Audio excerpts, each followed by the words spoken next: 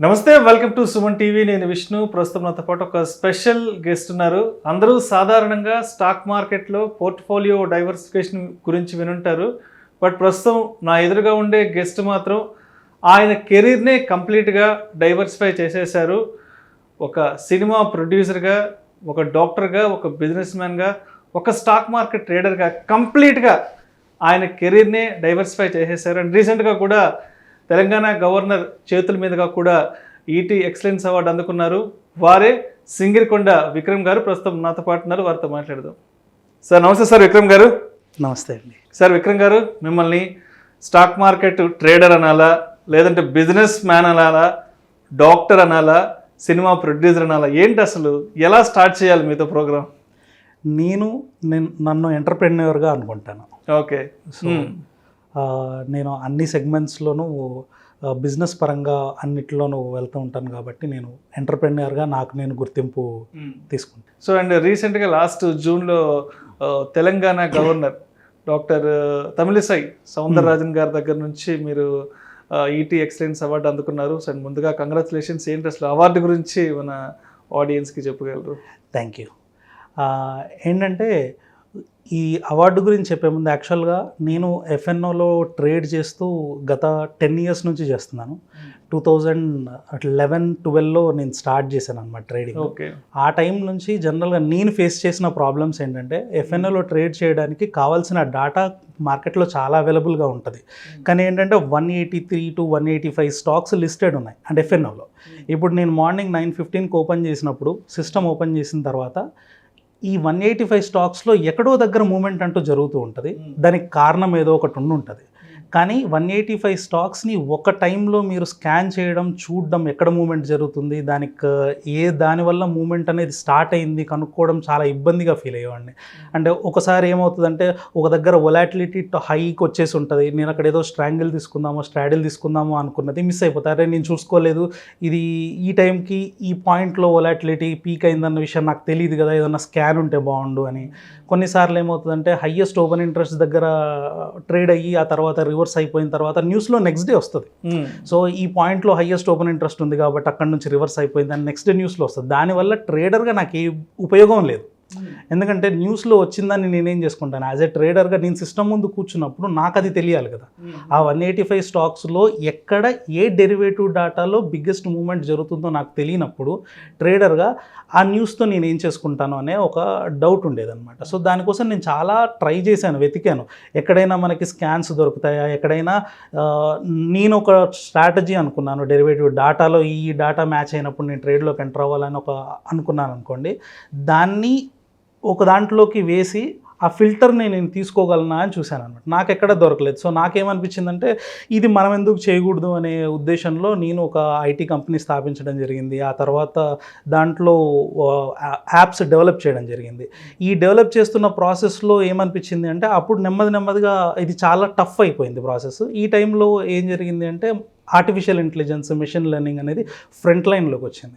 అది చూసినప్పుడు ఏమనిపించింది, ఇప్పుడు ఎలాగో దీంట్లో నేను వెళ్తున్నాను, మాన్యువల్గా చేసే బదులు ఇవే ఒకవేళ ఆర్టిఫిషియల్ ఇంటెలిజెన్స్ వాడి నెంబర్ ఆఫ్ పర్ముటేషన్స్ కాంబినేషన్స్ మిలియన్స్లో ఉంటాయి. అవి మాన్యువల్గా కష్టం కాబట్టి ఈ టెక్నాలజీని వాడుకొని ఒకవేళ ట్రేడర్కి రియల్ టైంలో డాటా అనలిటిక్స్ చేస్తూ ఫిల్టర్ చేసి ఇలాంటి స్టాక్స్ని ముందుకిస్తే స్ట్రైక్ రేట్ కానీ లేకపోతే మన ఛాన్సెస్ ఆఫ్ విన్నింగ్ ఎక్కువగా ఉంటుంది కదా అనే ఉద్దేశంతో దాన్ని చేయడం స్టార్ట్ చేసాము. స్టార్ట్ చేసినప్పుడు అంటే ఇది అవుతుంది లేదా దీంట్లో సక్సెస్ లాస్ట్కి ప్రోడక్ట్ బయటికి రాగలుగుతుంది అనేది మేము స్టార్టింగ్లో నమ్మలేదు. ఎందుకంటే చాలామంది దీన్ని నేను ప్రజెంట్ చేసినప్పుడు ఐటీ వాళ్ళని కానీ చాలామందిని రిక్రూట్ చేసుకున్నప్పుడు ఈ థాట్ చెప్పినప్పుడు ఫస్ట్ థింగ్ వాళ్ళు అన్నది ఏంటంటే, సార్ ఇది పాసిబుల్ అవ్వదు సార్, లైట్ తీసుకోండి, ఇది మనం చేయలేం సార్, అంత టెక్నాలజీ కాదు సార్ అని చెప్పి చాలామంది రిజెక్ట్ చేసిన వాళ్ళని. పెద్ద కంపెనీస్కి చేసిన ఐటీ వాళ్ళు నేను చాలా ప్యాకేజ్ ఇచ్చి తీసుకుందాం అని చెప్పి అడిగినా కూడా వాళ్ళు రిజెక్ట్ చేశారు. కానీ ఒక 2 and 3 years ఆఫ్ వర్క్లో ఈరోజు ఆ ప్రోడక్ట్ బయటకు వచ్చి ఇండియాలో మనమే ఫస్ట్ AI&ML టెక్నాలజీని వాడి స్టాక్ మార్కెట్లో F&Oకి సంబంధించిన స్కానర్స్ ఇవి తయారు చేసిన మొట్టమొదటి కంపెనీగా రికగ్నైజ్ చేసి దానికి అవార్డు రావడం అనేది చాలా హ్యాపీ అనమాట. అది సో అయితే మీరు ఒక సర్జన్ అని విన్నాను. ఉమ్. అంటే ఒక డాక్టర్, సరే ఒక డాక్టరు వ్యాపారాలు పెట్టుకోవచ్చు, బిజినెస్లోకి వెళ్ళొచ్చు. బట్ ఒక డాక్టరు ఒక సినిమా ప్రొడ్యూసర్ కావడం ఏంటి, రకరకాల వ్యాపారాలు చేయడం ఏంటి, మళ్ళీ ఈ స్టాక్ మార్కెట్లోకి రావడం ఏంటి, ఏంటి అసలు మీ కుటుంబ నేపథ్యం ఏంటి, మీరు ఎక్కడి నుంచి స్టార్ట్ అయ్యారు అసలు? మాది చాలా చిన్న ఫ్యామిలీ అని చెప్పాను. స్టార్టింగ్లో ఏంటంటే మా ఫాదర్ బిజినెస్ చేసేవాళ్ళు. ఊర్లో ఉన్నప్పుడు మేము వరంగల్ డిస్టిక్ నర్సంపేట దగ్గర ఉండేవాళ్ళు అనమాట. సో మా ఫాదర్ బిజినెస్లోనే ఉండేవాళ్ళు.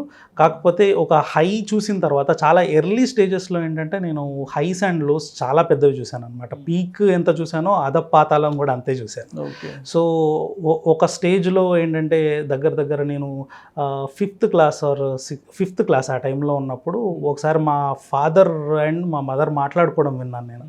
ఏం మాట్లాడుకుంటున్నారంటే, ఈరోజు మధ్యాహ్నం అక్కడికి ఫంక్షన్కి వెళ్తే వంట చేయడం తగ్గిపోతుంది ఈరోజు. సో ఇక్కడ సాయంత్రం ఇంకొక దగ్గర ఫంక్షన్ ఉంది. సో ఈ రెండు పూట్లు ఇక్కడ ఫంక్షన్కి అక్కడ ఫంక్షన్కి వెళ్ళామంటే ఈరోజు వంట చేయడం తప్పుతుంది కాబట్టి ఇంత ఖర్చు మిగులుతుంది అనే టాపిక్ మాట్లాడుకోవడం విన్నాను. యాక్చువల్గా అప్పుడు నాకు డైజెస్ట్ అవ్వలేదు. దగ్గర 4th or 5th అనమాట. ఈ టైంలో నాకంటే ఆ ఏజ్కి విన్న మాటకి మాకు అప్పటికి తెలియదు, ఏది అడిగితే అది ఇచ్చేవాళ్ళు, ఎక్కడికైనా వెళ్ళేవాళ్ళం. కానీ అంటే అలాంటి ఒక డీప్ స్టేజ్కి వెళ్ళిన విషయం మాకు తెలియకుండా మెయింటైన్ చేశారు. బట్ స్టిల్ ఆ విషయం నేను విన్నానని కూడా మా పేరెంట్స్కి తెలిసి ఉండదు. కానీ అప్పుడు ఏంటంటే అది నాకు బాగా పాతుకుపోయింది. ఏంటంటే మనం ఎంత వ్యాపారాలు చేసినా ఎన్ని చేసినా క్యాష్ ఫ్లోస్ ఎంత ఉన్నా కూడా మనం ఎలాంటి వ్యాపారాలు చేయాలి, ఎలాంటి ఎంపైర్ని క్రియేట్ చేయాలంటే ఒక చిన్న ఒడిదొడుగు వస్తే ఫ్యామిలీ పైకి కిందికి అయిపోయి అంత స్థాయిలోకి రాకూడదు. అంటే అందరూ ఈ డైవర్సిఫికేషన్ పోర్ట్ఫోలియో అంటారు కదా. సో మీరు అన్నట్టుగా నేనేమనుకున్నానంటే ఒక దగ్గర చేయకూడదు. ఈరోజు నేను ఒకటి చేస్తున్నాను, డాక్టర్గా చేస్తున్నాను, రేపు పొద్దున నా కెరీర్లో నేను ఫెయిల్ అయ్యాను అనుకోండి. డాక్టర్గా కెరీర్గా ఎప్పుడు సక్సెస్ అవుతాము, పేషెంట్స్ నన్ను నమ్మి నా దగ్గరకు వచ్చి ట్రీట్మెంట్లు చేయించుకున్నంత వరకు. సర్జన్కి ఇంకొకటి ఉంటుంది ఏంటంటే హస్తవాసి అంటారు. అవును. ఆ సర్జన్ దగ్గర హస్తవాసి లేదు అని ఎవరన్నా అన్నారు అనుకోండి, వచ్చింది అనుకోండి, నాకు పేషెంట్స్ ఆగిపోతే నా సంపాదన ఏంటి? నిజంగా అంటే మనం చూస్తుంటాం ఎక్కువ రూరల్ ఏరియాస్లో, పట్టణాల్లో కూడా పలానా డాక్టర్ మంచి హస్తవాసి, ఆయన చేతుల ద్వారా వెళ్తే బాగుంటుంది, లేదా ఆవిడ చేతులతో ఏదైనా ఈ పని చేస్తే. అలాగే కొంతమంది ఆపోజిట్ కూడా ఉంటుంది. నేను చూశాను కొంతమంది ఏంటంటే ఆయన చేసేవి ఏవి సెట్గా ఊరికే చిన్నవి చేసినా కూడా ఫెయిల్ అవుతుంటాయి, ఆయన దగ్గరికి వేస్ట్ అని చెప్పేవాళ్ళు కూడా చెప్తుంటారు. సో మనం ఎంత చదివినా ఏది పెట్టుకున్నా కూడా ఒకటే దాని మీద కెరీర్ని డిపెండ్ చేయడం అంటే అది రేపొద్దున నా నెక్స్ట్ జనరేషన్కి, ఆ తర్వాత జనరేషన్కి నేను కేవలం ఒక ఫెయిల్యూర్గానే బయటికి వెళ్ళాల్సి వస్తుంది అనే ఉద్దేశంతో అప్పటి నుంచి చాలా సంఘటనలు అలాంటివి నాటుకుపోయి ఉండి, తర్వాత మా ఫాదర్కి తర్వాత మళ్ళీ ఇంకొకసారి బిజినెస్లో ప్రాబ్లం రావడము, అప్పుడు జరిగిన చుట్టుపక్కల ఎన్వైరన్మెంట్లో అప్పటి వరకు ఉన్న వాళ్ళంతా దూరం అయిపోవడము, ఫైనాన్షియల్ సపోర్ట్ రాకపోవడము. సో ఇవన్నీ చూసిన తర్వాత నాకు అర్థమైంది, అందరూ ఏమంటారంటే డబ్బు సెకండరీ అంటారు, బట్ స్టిల్ డబ్బు ప్రైమరీగా. మీ దగ్గర అది ఉన్నప్పుడే, ఆ స్ట్రెంగ్త్ ఉన్నప్పుడే మీరు దేనికైనా ధైర్యం చేయగలుగుతారు. మీ దగ్గర ఒక 1 కోటి రూపాయల స్థలం వెనుకుందనుకోండి, నేను ఒక వ్యాపారం చేసేప్పుడు నష్టపోతే అది అమ్మేస్తాను. మీ దగ్గర అది లేదనుకోండి, మీరు వ్యాపారం చేయడానికి మీకు అసలు ఒక అడుగు కూడా ముందుకు వెళ్ళారు. ఏమంటే మీకు ధైర్యం ఉండదు. ప్లాన్ బి రెడీగా ఉంది కదా. ప్లాన్ బి రెడీగా ఉంటే ప్లాన్ ఏలో మీరు రిస్క్ చేయగలుగుతారు. ఇది నాకు అర్థమైనప్పుడు ఏం చేశానంటే ఒకటి తర్వాత ఒకటి బిల్డ్ చేసుకుంటూ వెళ్ళాను. ఒకటి first free cash flows build చేశాను. నేను డబ్బులు చేతిలో పెట్టకుండా క్యాష్ కంటిన్యూస్గా ఎక్కడి నుంచి ఫ్లో వస్తుంది. అది వచ్చిన తర్వాత దాన్ని ఇంకొక దగ్గర అది ఇన్సూరెన్స్ అయినా అవనివ్వండి, లేకపోతే పాలసీస్ అయినా ఉండేవండి, దాని ధైర్యంతో ఇంకొకటి చేయడం. ఆ తర్వాత ఇంకెక్కడో ఏదో దాన్ని మార్ట్గేజ్ పెట్టడము, ఒకటి తర్వాత ఒకటి ఏంటంటే వెనక అది బిల్డ్ అవుతూ ఉంటే ముందేసే ఇంకొక అడుగుకి ధైర్యం అంటూ వస్తూ ఉంటుంది కదా. సో అలా నెమ్మదిగా ఒకటి తర్వాత ఒకటి అలాగా ఈరోజు ఒక ఇంటీరియర్ డిజైనింగ్ కంపెనీ ఉంది, తర్వాత ఒక హాస్పిటల్ ఉంది, ఒక ప్రొడక్షన్ ప్రొడక్షన్ హౌస్ ఉంది. ఆ movie next 8th or 9th అలాగా మేము poster release and teaser release అవుతుంది, సెట్స్లో ఉంది అది. తర్వాత యాంటీ రేడియేషన్ చిప్ అని చెప్పేసి, ర్యాడ్ బ్లాక్ అని చెప్పి యువరాజ్ సింగ్ మా ఒక యాడ్ వస్తుంటది కమర్షియల్ యాడ్ టీవీ, ర్యాడ్ బ్లాక్ అని చెప్పేసి బెసిల్ వాళ్ళతో ఉంది, అదొక కంపెనీ ఉంది. సో ఇలాగా అరౌండ్ 7 బిజినెసెస్ వరకు నేను బిల్డ్ చేయగలిగాను. సో వీటన్నిటికీ ఏంటంటే ఒక రకంగా భయం, ఆ తర్వాత ఆ భయం నుంచి వచ్చిన ఆలోచనలు ఏంటంటే మనకి నిలదొక్కుకోవాలన్నా ఎప్పుడు తర్వాత ఎలాంటి చిన్న చిన్నవి ఏమైనా ప్రాబ్లం వచ్చినా కూడా హడిలిపోయి మొత్తం తలకిందులు అవ్వకుండా ఉండాలన్నా ఇలాంటి డైవర్సిఫికేషన్, ప్రొఫెషనల్లో కూడా డైవర్సిఫికేషన్ అవసరమని అనుకున్నాను. సార్ ఇప్పుడు మీరు ఇవన్నీ చెప్తుంటే అంటే మాలాంటి వాళ్ళకి రోజుకి ఆఫీస్కి వచ్చి ఒక 8-9 గంటలు పనిచేసి వెళ్తే ఆ రోజంతా సరిపోయింది, ఈరోజు ఏం చేయలేకపోయాము, ఉన్న 8 గంటలకంతా ఇవాళ కొన్ని పనులకే సరిపోయింది అనుకుంటాం. బట్ మీ విషయానికి వస్తే డాక్టర్గా ఉన్నారు, ఎందుకంటే డాక్టర్ ప్రొఫెషన్ అనేది చాలా టెన్షన్ ఉంటుంది, ఏ టైంలో ఎలాంటి సర్జరీస్ ఉంటాయో తెలియదు, ఇలాంటి రకరకాల టెన్షన్స్ మైండ్లో నడుస్తుంటాయి.